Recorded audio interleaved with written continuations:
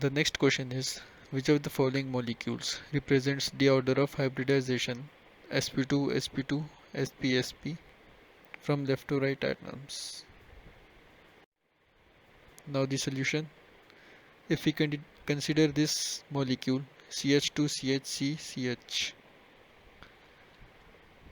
in the carbon atom of this is connected with two hydrogen atom and has one double bond. So its hybridization is sp2. The next carbon atom is connected with one hydrogen atom and has double bond. So it's sp2.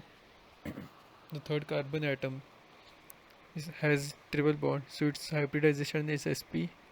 And similarly, it also has triple bond. So its hybridization is sp. So this is the correct option.